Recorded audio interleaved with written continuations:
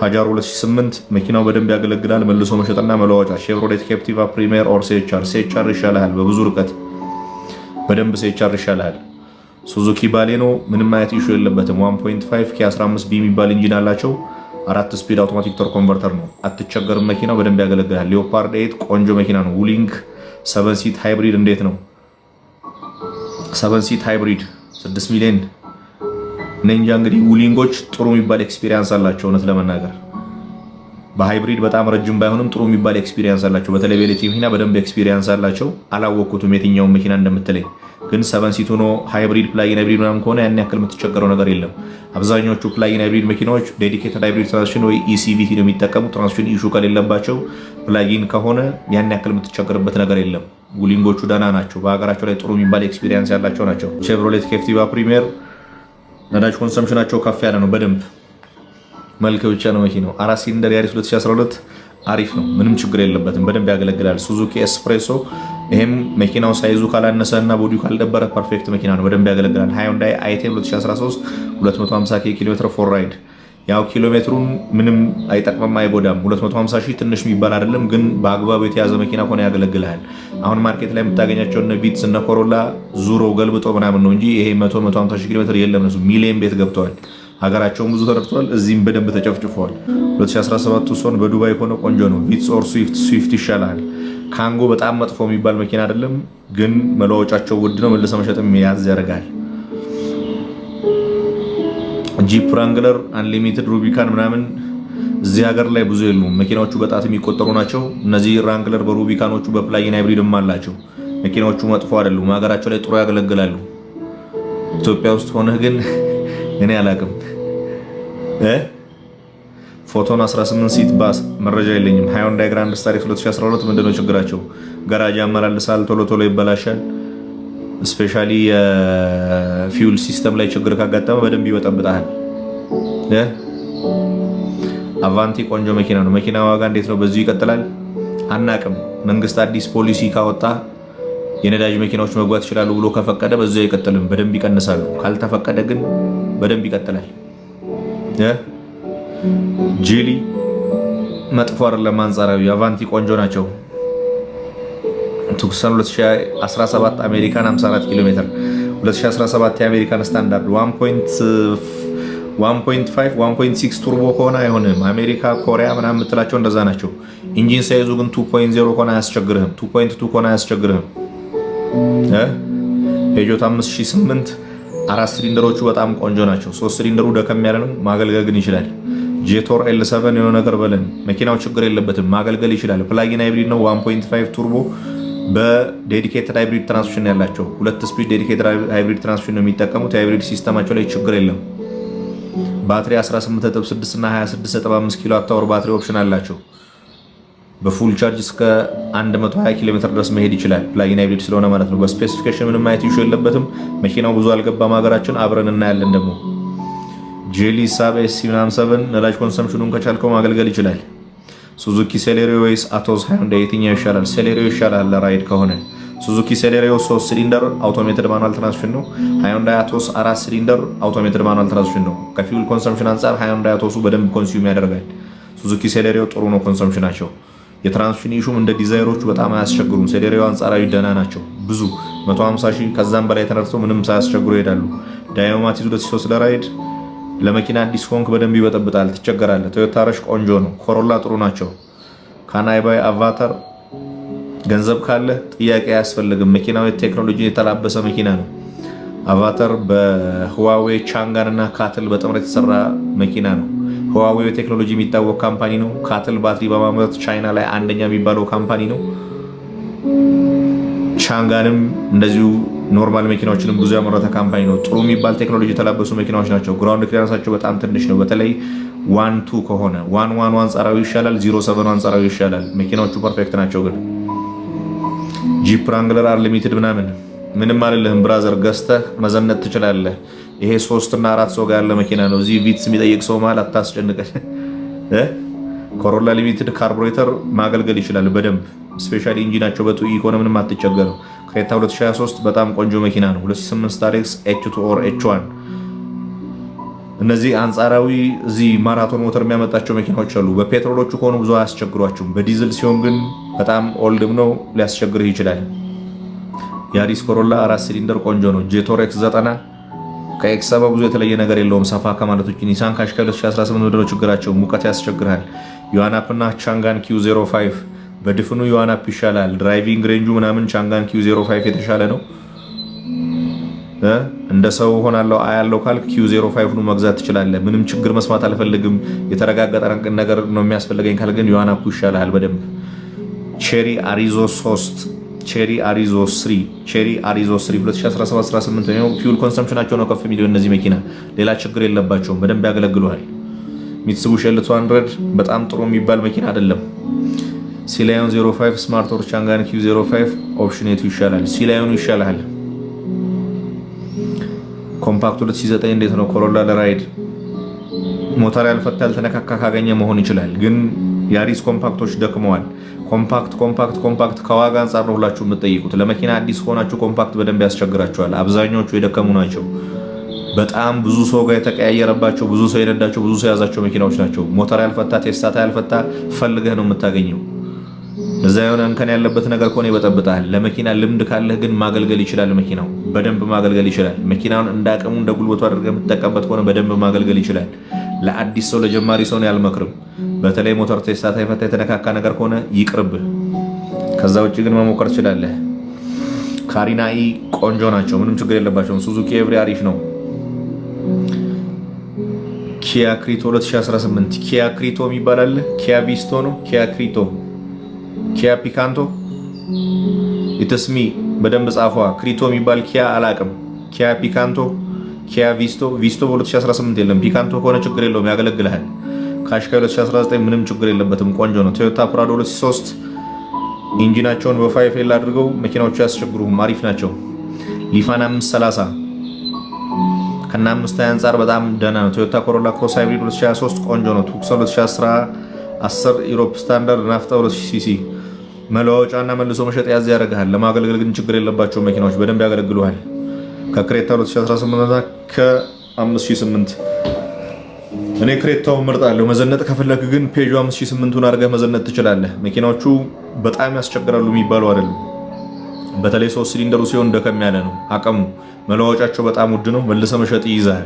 መገልገል ግን ትችላለህ። ስቲል ግሬስ አለው መኪናው ተለቅ ያለ ነው። ቤስቱን T77 ምናምን እንኳን ያስቸግራል። እስከ 4 ሚሊዮን ምን ልግዛ? ምንም መረጃ የለኝም። ኢስቱዲዮ ዘራይት ታይም ቱ ባይ BYD ሴጉል ስማርት የBYD ምርቶች አብዛኛዎቹ ለወደፊቱ አይመጡም። አብዛኛዎቹ እና ዘራይት ታይም ነው አይደለም ለማለት ያስቸግራል። ምናልባት ዋጋው ይወስናል። ሊፎርድ ሻርክ 2011 ጥሩ ናቸው። ፔጆ 206 መጥፎ የሚባል አይደለም፣ ግን መለዋወጫ ትቸገራለህ። መለሰ መሸጥም እንደዛው። መኪናው ንጹህ ከሆነ ግን ያገለግልሃል። ከአቫንዛ እና ዲዛይር አይመሳሰሉም። አቫንዛ መልቲፐርፐዝ ቬክል ነው፣ 7 ሲተር ነው። እንደ ካርጎም እንደ ሰው መጫኛ የምታደርገው ነው። ዲዛይር አነስ ያለ ሲዳን መኪና ነው፣ ኮምፓክት ሲዳን ነው። ምንም አይመሳሰልም። ለምን አገልግሎት እንደፈለከው ጻፍ። ኬሪቫን ጥሩ ናቸው።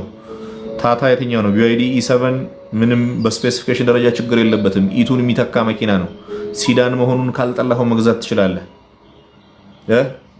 ኒሳን ካሽካይ 2018 ከሙቀት ውጪ ምንድነው ችግራቸው? ምንም ችግር የለባቸውም። ለመኪና ከሙቀት ውጪ ችግር ሊባል የሚችል ነገርም የለም። በነገራችን ላይ ሙቀት ነው መኪና ጋር ትልቁ ችግር። እፎይ ፕሮፐርቲ ምናልባት ደላላ ልትሆን ትችላለህ፣ ሪል ስቴት አሻሻጭ ልትሆን ትችላለህ። ግሬሱ ያስፈልገኛል ካልክ ግን ሜንቴን እያደረክ በደንብ ሊያገለግልህ ይችላል። እነዚህ መኪናዎች ፕራይሳቸው ርካሽ ነው። መልሰ መሸጥ ትቸገራለህ። አንድም ስፔር ቢፈልግህ በጣም ውድ የሚባል ዋጋ ትከፍላለህ። ይሄን አምነህ ለስራ ያስፈልገኛል ካልክ ግን ካልኩሌት አድርገህ መግባት ትችላለህ። በደንብ ሊያገለግል ይችላል መኪናው።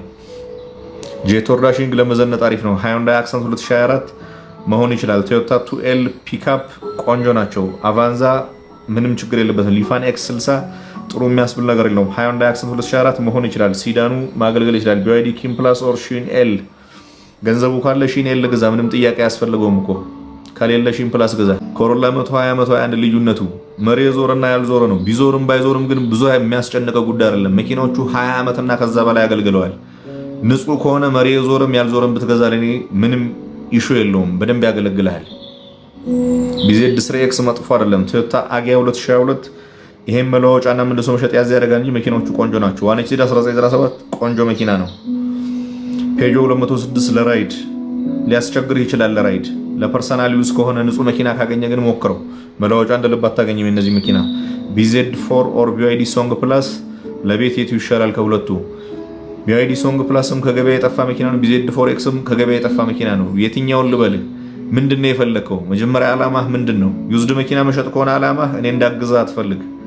አዲስ መኪና የመግዛት ዓላማ ካለ ያለህን በጀት ያዝና በበጀት የምታገኛቸውን መኪናዎች ንገረኝ። ከዛ ውጭ አንዳንድ ሰዎች አላችሁ ሳምበዲ የምታውቁት ሰው ቀድሟቸው የገዛው መኪና ካለ እሱን ካልገዛው ሙቼ ይገኛል የምትሏላችሁ። ለእናንተ ምንም ምክር የለኝም። ቢዜድ 4ኤክስም ሶንግ ፕላስም ማገልገል ይችላል፣ ችግር የለበትም። ከገሌ ያላንስም ብሎ ቢደርሶ ስላለ ቱሶን 2010 ዩሮፕ ስታንዳርድ የማንም ስታንዳርድ ይሁን መለዋወጫ የለውም። መልሰህ መሸጥ ትቸገራለህ። ኪያ ፒካንቶ 2009 መጥፎ አይደለም። ታንጌል ሃይብሪድ ኦር ሃይላንደር። ታንጌል ሃይብሪድ እና ሃይላንደር በጣም ሰፊ ጋፕ አላቸው እውነት ለመናገር። አሁን ቶዮታ ሃይላንደር ጋር ስለ ሪላያቢሊቲ ምንም ኢሹ አታነሳም። ፐርፌክት የሚባል መኪና ነው፣ ምንም ኢሹ የለበትም። እድሜ ልክ ሊያገለግልህ የሚችል መኪና ነው። ቢዋይዲ ታንጌል ከኤክስፒሪየንስ አንጻር ከቶዮታዎቹ ትንሽ ያዝ ያደርጋል። በእርግጥ ቢዋይዲ በፕላጊን ሃይብሪድ መኪና ከቶዮታም ቀድሞ ማምረት የጀመረ ካምፓኒ ነው። ጥሩ የሚባል ኤክስፒሪየንስ አለው። ግን ያንተ ፍላጎት ቴክኖሎጂው፣ ፍሌክሲቢሊቲው ከሆነ ቢዋይዲ ታንጌል በጣም ፐርፌክት ነው። ታንጌሎቹ ቻርጅ ተደርጎ በኤሌክትሪኩ ብቻ እስከ 200 ኪሎ ሜትር መሄድ ይችላሉ። 7 ሲተር ናቸው። ፕላጊን ሃይብሪድ ናቸው። ቶዮታ ሃይላንደር ሃይብሪድ ብቻ ነው። ለዛ አንተ የምታስቀድመውን አስቀድም። እኔ በግል ምርጥ ካልከኝ ታንጌሉን ልመርጥ እችላለሁ። ዋጋው ያነሰም ቢሆን ማለት ነው። ከሃይላንደሩ አንጻር በጣም ያነሰ ነው። ሃይላንደር ዛሬ ቀን ላይ የምትገዛው በአዲሱ 23 ሚሊዮን አካባቢ ነው። በነገራችን ላይ ወደድንም ጠላንም ከቶዮታ ዘር እየወጣን ነው የምንሄደው። የቶዮታ መኪና አፎርድ ማድረግ ከባድ ነው በአሁኑ ሰዓት። በነ ቢዋይዲ ደረጃ ያለ ቶዮታ ራፎር ፕላጊን ሃይብሪዱ ዛሬ ቢመጣ ሂሳብ አስልተ ከ25 ሚሊዮን ብር በታች አይሸጥም። 25 ሚሊዮን አውጥተህ ራፎር መግዛት ከባድ ነው በዚህ ሰዓት። አጊያ አሪፍ ነው፣ መጥፎ አይደለም። በ2.5 ምንም መረጃ የለኝም።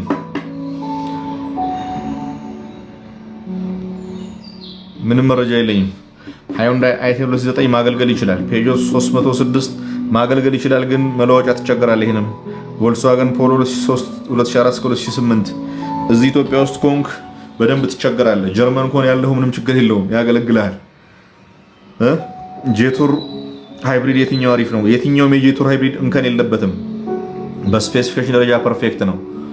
ሲዲኤሙንም ብትገዛ ኤል7ም ቲ1 ቲ2 ሁሉም ችግር የለባቸውም። አሪፍ የሚባል ቴክኖሎጂ ያላቸው መኪናዎች ናቸው በሃይብሪድ ሲሆኑ። ራፎ 2005 ቆንጆ መኪና ነው። ኮሮላ 2012 ማገልገል ይችላል፣ ይሄም ቆንጆ መኪና ነው። ያሪስ 2014 ሲዳን አሪፍ ነው፣ ችግር የለበትም። ኢንጂን በ1.3 እና በ1.5 አላቸው። 1.3 ብታደርገው ጥሩ ነው። የኢንዶኔዥያ ምርት ናቸው መኪናዎቹ። ዊሊንግ የትኛው ነው? ዊሊንግ የመኪና አምራች ካምፓኒ ነው። 2.2 ሚሊዮን አለ። ለራይድ የሚሆን ምን መኪና ልግዛ አላቅም። ሺምፕላስ ኦር ቶዮታ ኮሮላ ክሮስ እና ሺምፕላስ መወዳደር አይችልም። ኮሮላ ክሮስ ሚድ ሳይዝ ኤስዩቪ ነው። ሺምፕላስ ሲዳን መኪና ነው። በምንም ሊወዳደር አይችልም። በዋጋም እኩል አይደለም፣ በፐርፎርማንስም እኩል አይደለም፣ በምንም አይመሳሰልም። ገንዘብ ከሌለ ሺምፕላስ ግዛ፣ ገንዘብ ካለ ግን ኮሮላ ክሮሱ ፐርፌክት ነው።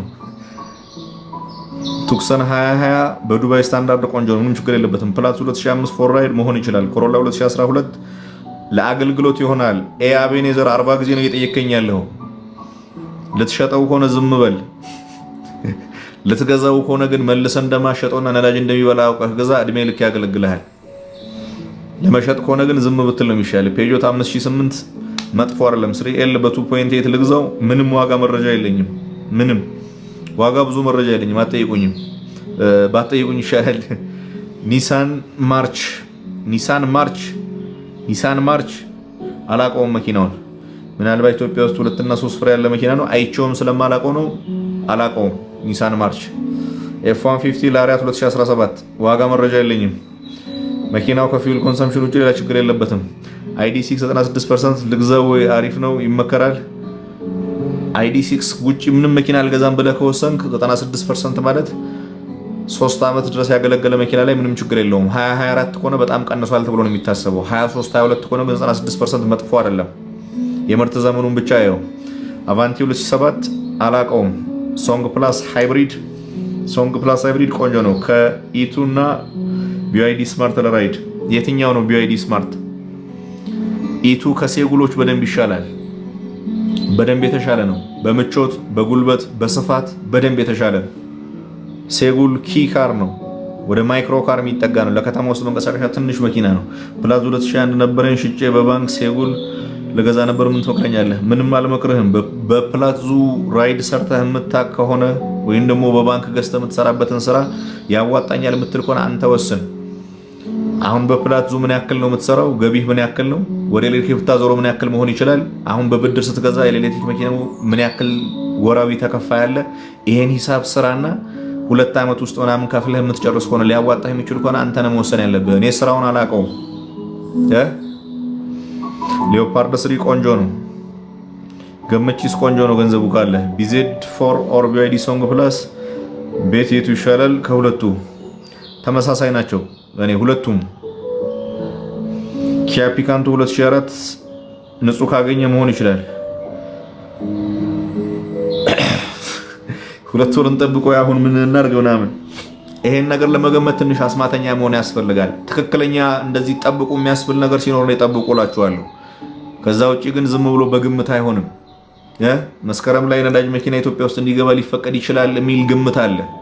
ያን ግምት ይዘህ ጠብቅ ብልህ የዛሬ 2 ወር ይሄ ነገር ካልተተገበረ ዋጋው ጨምሮ እንጂ ቀንሶ አታገኘውም።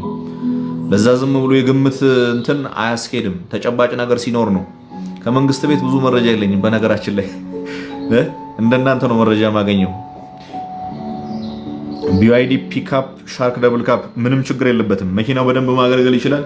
ለኢሮፕ ለአውስትራሊያ ማርኬት እና ለካናዳ ማርኬት የቀረበ ነው። እዚህ መጥተው የምታገኟቸውም እንደዛ የኢንተርናሽናል ማርኬት ቨርዥናቸው ነው። ቻይና ሎካል ማርኬት ላይ አልቀረበም። ጥሩ የሚባል ኤክስፒሪየንስ ነው ያለው።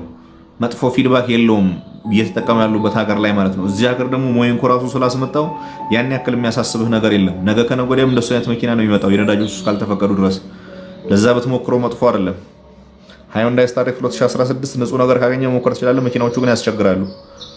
ሱዙኪ ቪታራ ቆንጆ ነው። ሌኦፓርድ 8 ኦር ቶዮታ ፕራዶ 2025 ያንተ እንትን ነው የሚወስነው። ቶዮታ ፕራዶ በሃይብሪዶቹ ምንም የማያሳስብ ነገር ካልክ መብትህ ነው።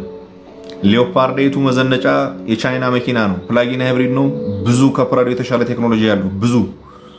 ስለ ጥንካሬ የምታወራ ከሆነ ስለ ዛሬ 10 ዓመት የምናወራ ከሆነ ፕራዶን ይዘህ ብትሞክረው ይሻላል። ዛሬን ካየህ ግን BYD ፐርፌክት ነው። ሃይንዳይ ኮና ብዙ ጥሩ የሚያስብል ነገር የለውም።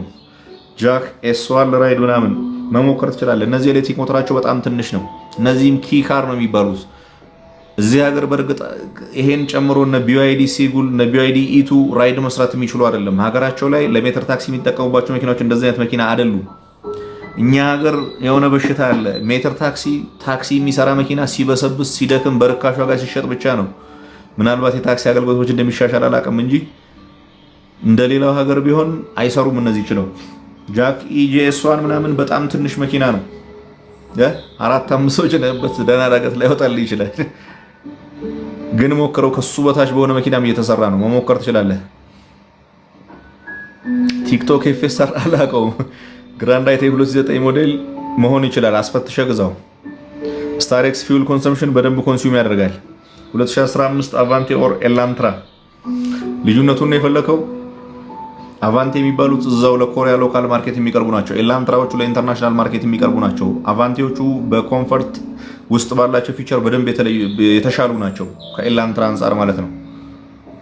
በኢንጂን ታይፓቸው የአቫንቴዎቹ አብዛኛው GDI ኢንጂን ነው የሚጠቀሙ። ኤላንትራዎቹ MPI ኢንጂንም አላቸው። ለዛ በኢንጂኑም የአቫንቴዎቹ ይሻላል። አቅሙ ካለ አቫንቴ ግዛ፣ ከሌለ ግን ያኛውንም ብትገዛ ብዙ አያስቸግርም።